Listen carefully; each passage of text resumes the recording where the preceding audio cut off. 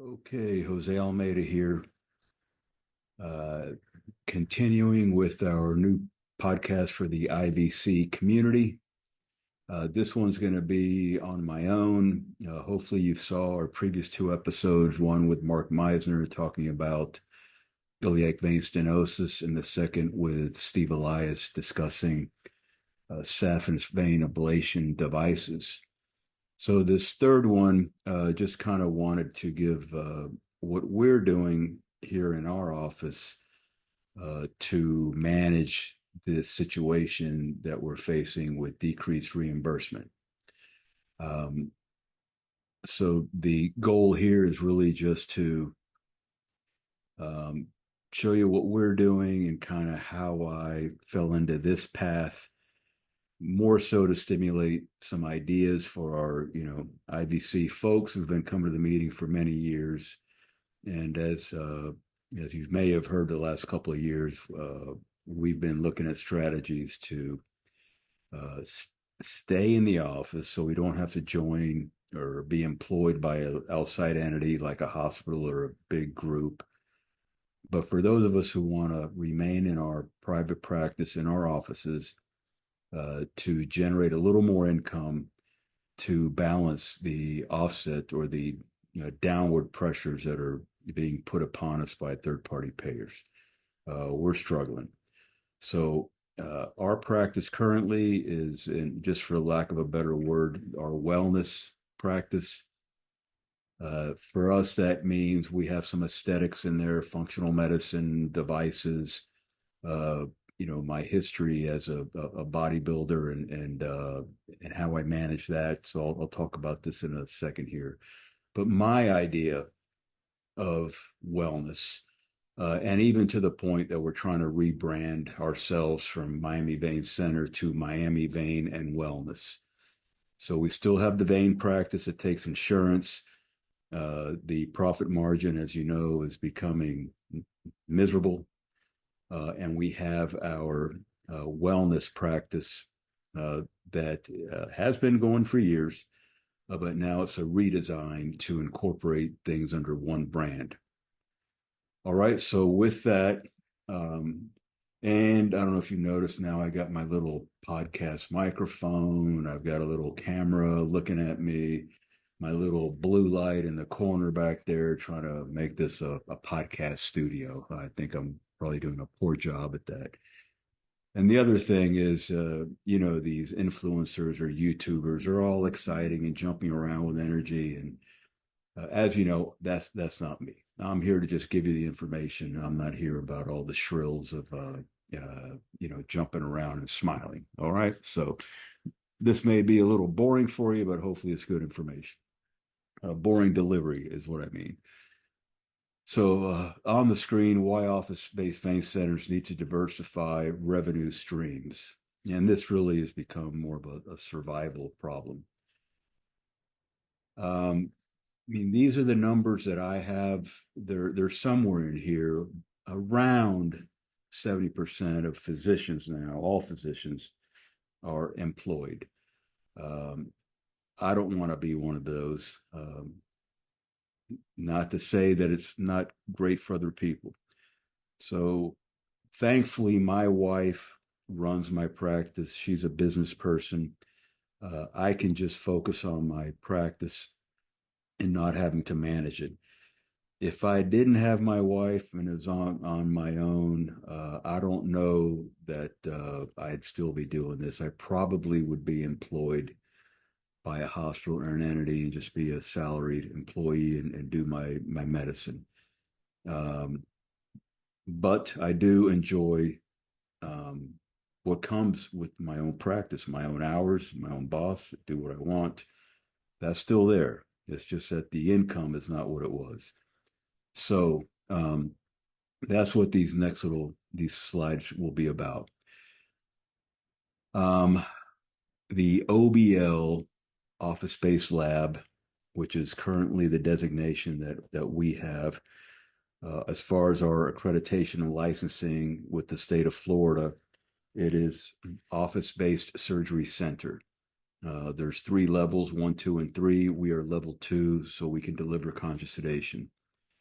Uh, I got accredited for level 2. We started veins in 1999 in the office with straight tumescent anesthesia, level 1. And by a couple of years, I found that the patients were uh, uh, did better with some sedation. So initially, we were also doing in-office vein stripping with tumescent anesthesia, and then when the new devices, radio frequency and laser, came out, became much easier. But since we do concomitant phlebectomy, the patients do prefer the sedation. So over 20 years, 22 years or so, that we've been office-based surgery level 2. And that's an investment that requires ongoing, dollars. So, now that we're getting paid less, every expense starts to feel, uh, worse. So, what I'm trying to show here on this busy slide is that year over year, CMS or Medicare is cutting the OBL, and looks like next year more cuts on vein procedures. In the past 10 years, I think it's about a 50% cut. We're making half of what we did 10 years ago, while the expenses are increasing, profit margins shrinking. And now what seems to be going on in this column is the ASC, or ambulatory surgery center. They're rewarding ambulatory surgery centers. So what we're seeing, and I just call it, CMS moving the cheese. And, I feel like a little rat sometimes following the cheese. So now I do have a group of doctors here in Miami that we've started putting together an ambulatory surgery center project. We've gotten through the initial stages, and we're moving along. So maybe in the future, all my vein procedures come out of my OBL and go to the ASC, and I keep my building here as a wellness center that we just continue to develop uh, cash only, and kind of blend it that way. Maybe pick up a partner on the vein side that wants to do vascular, which have had some offers. So that would be more favorable in an ambulatory surgery center.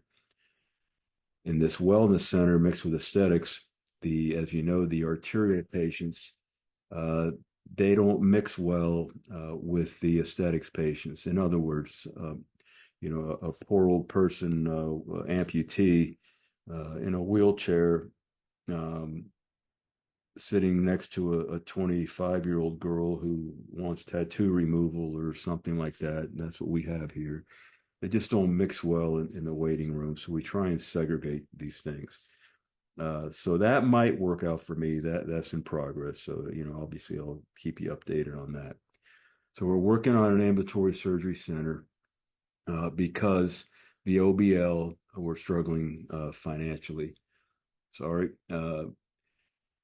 Reductions in payments in OBLs and hospitals. So Medicare is reducing payment to OBLs and hospitals and rewarding ASCs. They're the ones that are getting the more favorable reimbursement going into the future, is what things look like. So that's why we're looking at that. We've had, higher and higher administrative costs in our practice. Regulatory and legal. I don't know what's just bouncing around on me here. Sorry. You get quit using this mouse.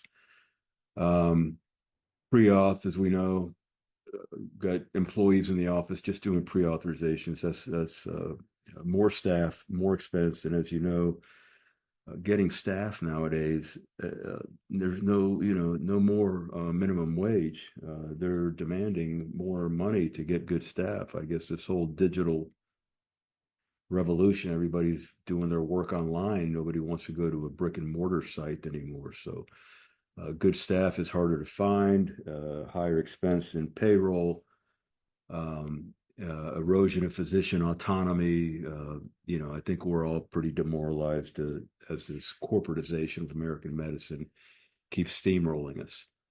So what I'm trying to do for myself is to maintain my autonomy and trying to separate myself from the third party payer. Now, the ambulatory surgery center if that does succeed, that piece will remain with a third party payer. But in my wellness practice, I want nothing to do with third party payers, and hopefully that'll just keep developing. So this is what we've talked about, and it's clear that Medicare is now penalizing OBLs in terms of reimbursement year over year and rewarding ASCs. So, what is the problem with this? The main issue is working within this third party payer system. We, as proceduralists, submit CPT codes. CPT codes are fixed. So, and it's almost really been commoditized. So, what do I mean by this? I finished my fellowship in '98. So, what is this? 26 year in practice. I submit a CPT code for a vein procedure and get reimbursed the same as somebody who's starting their practice tomorrow. So we cannot bill like an attorney who has, years of experience. They charge whatever it is, $2,000 an hour, whereas the rookie charges $400 an hour. That does not exist for us working in the third party payer system. So we can't increase our pricing. And to boot, we need to get pre-authorization and we get denials. So if our documentation, whatnot, doesn't satisfy the third party payer, they pay us what they want. I'm preaching to the choir here. So we know all this. So we can't really increase our charges. We can increase them, they're not going to pay us more. So that leaves us with either increasing volume, more procedures, or decreasing expenses, which we can only decrease so far. Those are the only two levers. So we cannot charge more within this system, and we're getting paid less, and our expenses keep going up. So that's really what we're talking about here, and why we need to diversify our income streams if we want to remain in the private office setting. Let's go with these buttons over here. How do you diversify revenue streams? This can mean different things to different people. I'm just going to give you an example of what I've done based on my interests, but certainly there's all kinds of ancillary services one can add, and in my case, mostly wellness. Concierge medicine, a friend in Naples, a cardiologist who has now done this. He's closed his relationship with third-party payers. He's got a concierge practice with 2 other partners. And while that builds, he's doing some locum tenens work as an interventional cardiologist. That's Julian Javier over in Naples, who's been on our faculty for years and years, and a great friend of mine. So that's how he's managing this. He also does a lot of research work for big pharma, and they got ongoing drug trials, which he can do as an interventional cardiologist because his patients, blood pressure medication, statins, that sort of thing. I don't do much of that. So that's working out well for him. Very different than my wellness practice. And then I just spoke with another doctor today who's got 10 businesses on the side, and he's kind of dropping out of a vascular surgeon, well trained, excellent surgeon. Also just kind of dropping out of surgical practice and taking over as a businessman. He's got some real estate. He was telling me HVAC and air conditioning service. I mean, all these, like 10 companies. And to him, he enjoys business. So that's how he's dealing with it. So there's a few examples. So here we go. So, what did I know? What do I know? And now 60 years old and been in medicine my entire freaking career. It's been focused on vascular. So this is what I know is vascular disorders and metabolic disease. So that fits into my wellness functional medicine practice that I continue to develop. And then my main hobby, those of you who know me know that I was a competitive bodybuilder for 20 years. I just retired from that, and 22 was my last show. But I did 17 bodybuilding shows in 20 years. That was my thing. Even became a gym owner. I was a gym owner for 7 years. Did that on the side, and try to convert it to a medical gym. Even bought a piece of real estate for that. Unfortunately, I couldn't get the permitting for medical in that real estate site without putting into more of an investment. They want me to put an elevator and all these things, which my wife had about had it at that point. So that building's up for sale, and my med gym is more of a being incorporated into our practice here under wellness. But the point is, um, being a gym rat and in bodybuilding, I learned a lot about dieting and training, strength training, and these are the main things in the longevity space now. If you hear all the online social media, I'm not much of a buff of that, but I do like some YouTube podcasts when I'm doing cardio. Just listen, and there's some good information out there, but also some bad information. But the theme is muscle, skeletal muscle.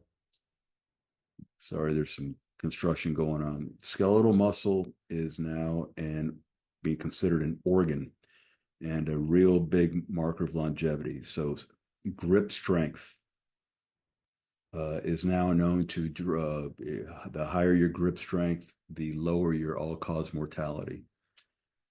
The other thing we know about body composition is more and more information on visceral fat and the inflammatory properties of visceral fat and what fat deposition around the organs means.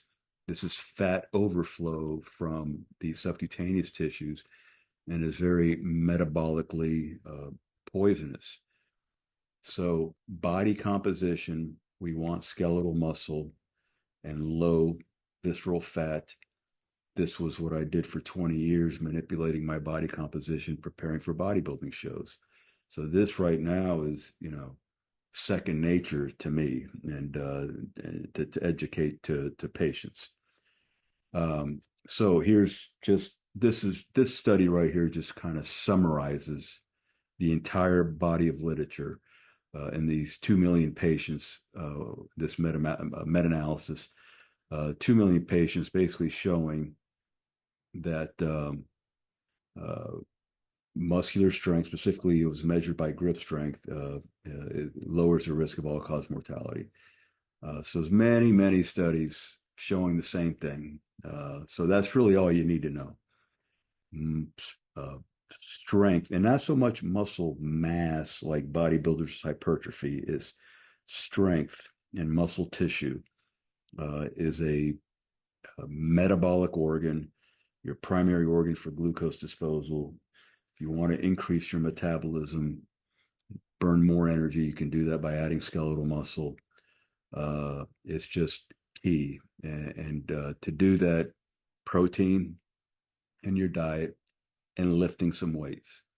So that for me, it's been my entire really I started sports when I was 8 years old, and I started lifting weights at 15 for football and wrestling. So for 45, 46 years, I've been gym rat lifting weights, and more as we got in the later years in bodybuilding, focused on the food. And that's really what functional medicine is all about. So just an example here of body composition. You can look now, it's very easy, online calculators. You just go in there and you can get an idea of your basal metabolic rate. So the number of calories to keep the lights on, so to speak. So sitting here, I'm burning about 3,000 calories. I've built up to that. So how do those numbers? I'm 60 years old, male, 5'10", 200 pounds. And I would put my exercise intensity, 6 or 7 times per week, pretty intense. I've been doing that for long. So about 3,000 calories is my basal metabolic rate. So that's where I calculate my calories. If I want to put on weight, I need to take in more calories. If I want to lose weight, I need to take in less calories. That's just a basic law of thermodynamics. What does that look like? So a gram of protein, 4 calories per gram of protein, 4 calories per gram of carbs, 9 calories per gram of fat.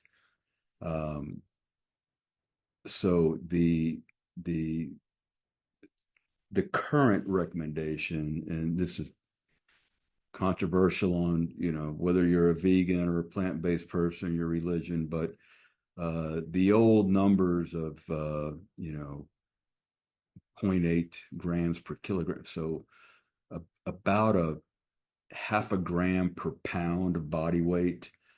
You probably need to be doing double that. So about a gram of protein per pound per day of body weight. So for me, 200 pounds, I should get about 200 grams of protein per day divided over foods. And I'd say, just as a rule of thumb, for anybody, irrespective of size, you should get in 100 grams of protein per day.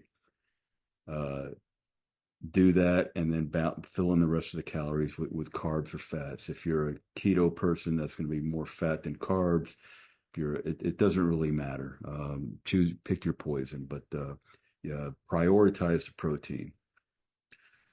So what does that look like? Just for some, 1 pound, which is 16 ounces. This is getting annoying with this. 1 pound of lean meat, that can be steak, fish, is 100 grams of protein in it. So 1 gram of lean meat has 5 calories per gram. I just told you that protein is 4 calories per gram. Think of lean meat carries a little fat with it, so it's about 5 calories per gram. Um, so that translates into, for me, um, 2 pounds of lean meat per day will give me the 200 grams of protein that I'm looking for. That's 32 ounces of lean meat a day. So I just need to divide that over, 4, 5, or 6 meals, however you want to do it. And the calories that I get from that 2 pounds of lean meat is about 1,000 calories. So I just told you my baseline is 3,000 calories. So I need to fill in the remaining calories with carbs and fats. Um, and then I just typically, I'm more carbs than a fats type of person. So I have my own way of doing that. Some rice and a lot of vegetables. I eat the same thing every day. I'm the most boring person in the world. But these are just rules of thumb. So that's kind of how I look at protein and how I prioritize the protein. Got to get in the protein. That's the first thing you need to stimulate muscle synthesis, or protein synthesis in muscle. And we just emphasize put emphasis on muscle as a longevity organ. All right, so protein is the key to that. And then you need to strength training. The other thing that you learn is about body fat and body fat percentages, and specifically visceral fat. So if you're taking in energy that you're not burning, it's going to get stored. And when I mean taking in energy, food gets converted to energy. Chemical bonds get converted to ATP. That's what taking in food does. This goes in the GI tract, gets converted to ATP magically in the presence of oxygen, goes out as CO2 and water. But if the fat, if the subcutaneous areas are full, the body starts spilling the fat into the viscera, into the organs. Fatty liver is epidemic now. Fat around the organs and the mesentery. So visceral fat, it can be measured on a DEXA scanner. Visceral fat is bad. Um, Visceral fat, chronic inflammation, least insulin resistance, hyperglycemia, dyslipidemia, chronic inflammation. This leads to cardiovascular disease and cancer. Thankfully, there are these GLP-1 drugs that you've heard of, the Ozempic type drugs, can play a big role in reversing or treating this, along with lifestyle changes. Um, Functional medicine. I started as a with BioT. I joined BioT in 2018. That's when we got into the hormone replacement side of things. As time has gone on, just been adding on. I've done some functional medicine, Institute for Functional Medicine courses. I'm currently doing an online year-long apprenticeship training with the Kalish Institute, and this really is learning the labs and supplements, how to interpret labs and supplements for functional medicine. These two companies are kind of aesthetic slash functional medicine. We'll give you this is Emsculpt Neo and Morpheus. This device builds muscle and burns fat. This device tightens skin. So we have these in the office, and I keep increasing my functional medicine training. Currently, mostly with Kalish Institute. So, bottom lining all this, and why it interests me is this. People ask how to be healthy, and diet and exercise. We all know this, but people seem to not do it. So food goes in, gets broken down in the GI tract, and fatty acids, amino acids, and simple carbohydrates are the building blocks of food. And we want the pieces. We want the amino acids. We absorb amino acids. We absorb sugar and fatty acids. Fatty acids and sugars more for energy, and amino acids more to build proteins for structural purposes and enzymes. Go to the intestine. Here there's what we call the microbiome, about 100 trillion bacteria that participate with us. And one interesting number, our genomic makeup is 99% bacteria. Microbiome, our friends, 1% our cells. I've seen different numbers, but about 37 trillion cells in the human body that are our own, 100 trillion microbes. That includes fungi, yeast, bacteria, viruses, just in the colon. So probably more than that. So that's a lot of cells that are synchronizing to make a human being function. It's beyond comprehension. Um, but that's really the focus of medicine, either sick care or well care. It really boils down to that and metabolism. So fatty acids, uh, so this is getting into the mitochondria now. The fatty acids go into the mitochondria from beta oxidation, and pyruvate coming out of glycolysis goes into the mitochondria, as does lactate, by the way. Pyruvate lactate should be here, the cytosol. But for simplicity, pyruvate gets into the mitochondria, goes into the Krebs cycle or citric acid cycle. And that, as most of you know, is where the donation of electrons occurs to the electron transport chain in the presence of oxygen, is where we make our ATP. So and beta oxidation creates about 131 ATPs per molecule per 16 carbon fatty acid, and about 36 ATP per 6 carbon glucose. So we get more energy from the fatty acids and the glucose, more energy in terms of ATP. So there's a lot of things in here like cofactors. It's going to be all the B vitamins, magnesium, CoQ10. There's a lot of things in here and reactions that, if not properly nourished, then this does not function well, and your mitochondria and energy gets jammed up, so to speak. So a lot of what functional medicine is just dealing with the mitochondria and optimizing it. A lot of it is.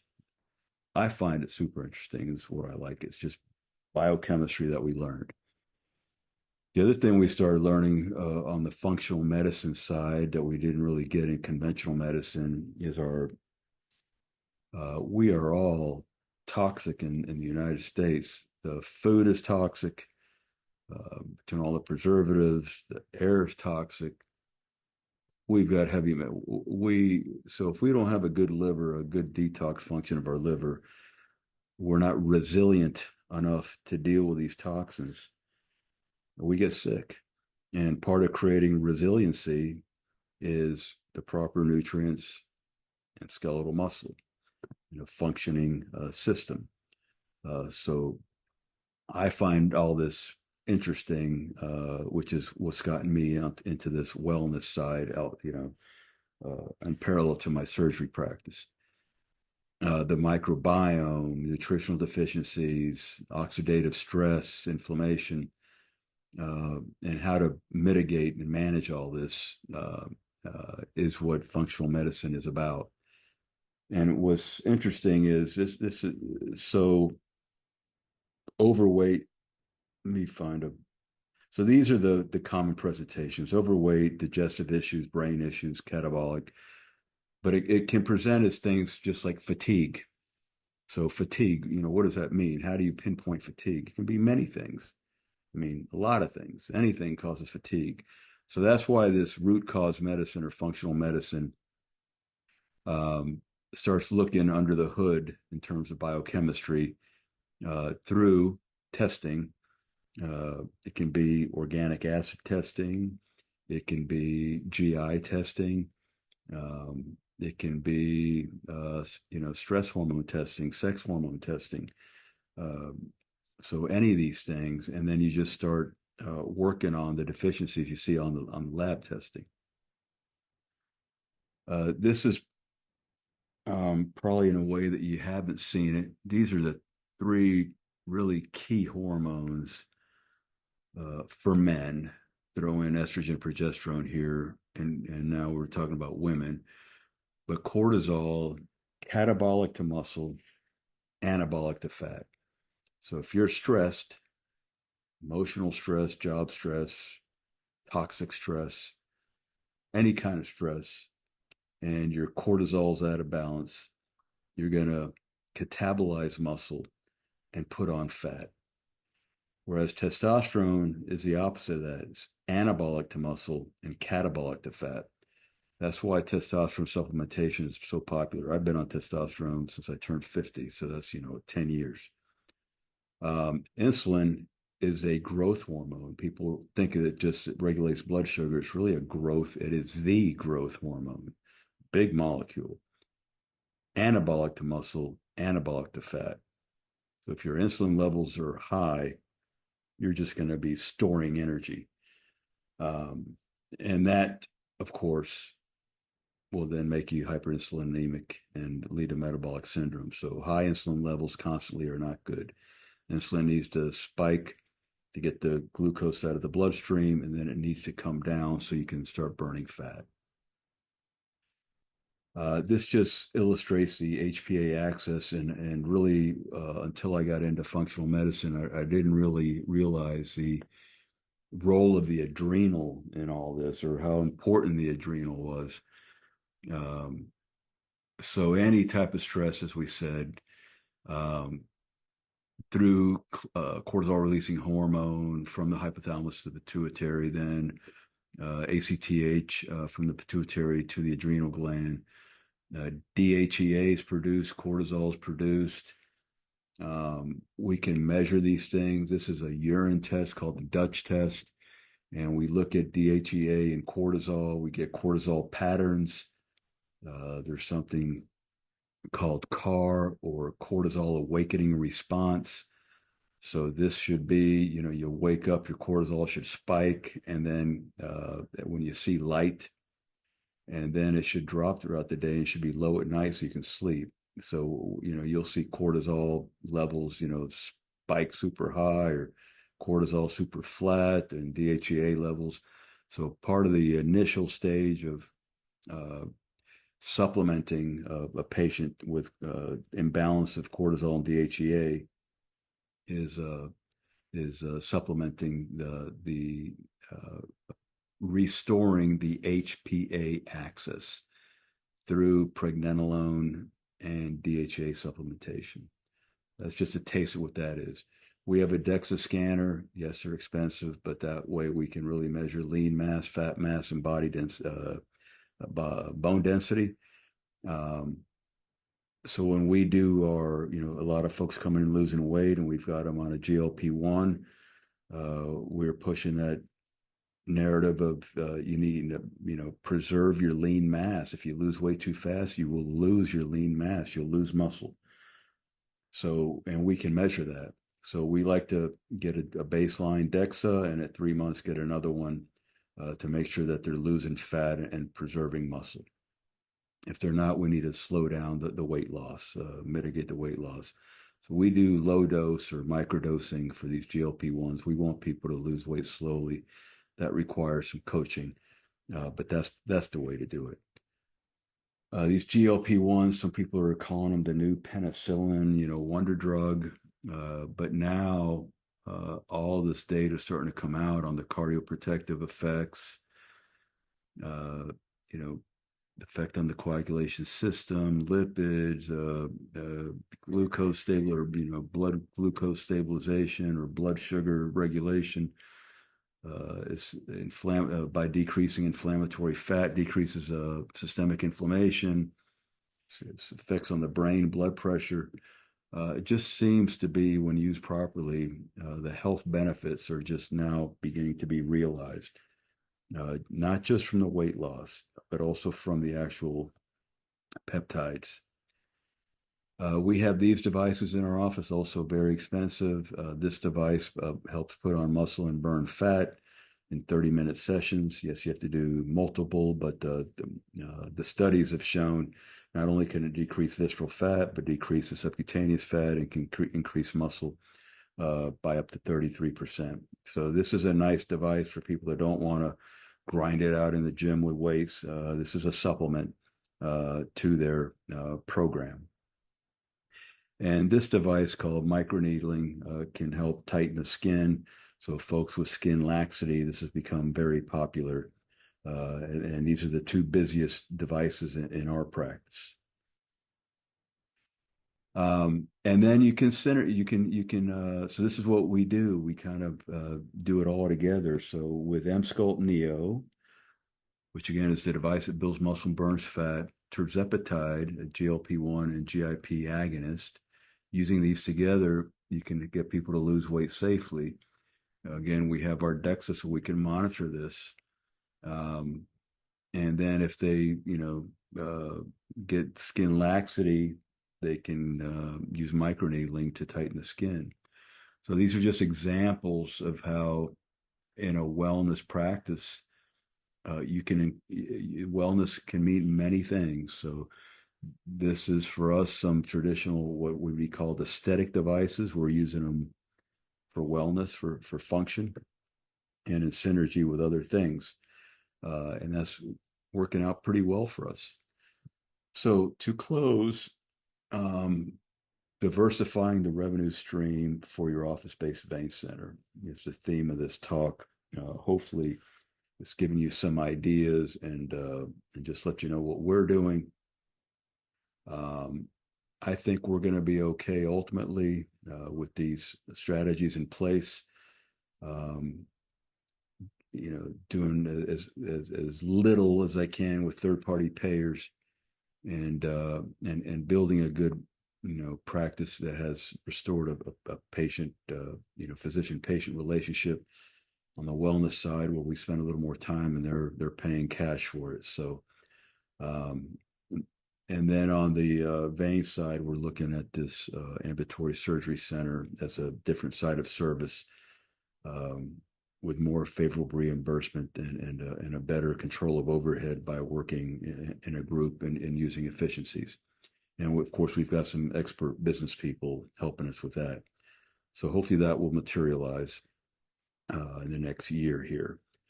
All right, so that's it from Miami down here, Miami Vein and Wellness. I'm Jose Almeida. Hopefully this has been helpful. And again, this is targeted to our IVC community, the folks that have been coming down to the meeting for the past 22 years and want to stay in private practice in their offices independent and autonomous. Thanks again. Have a good one. Bye.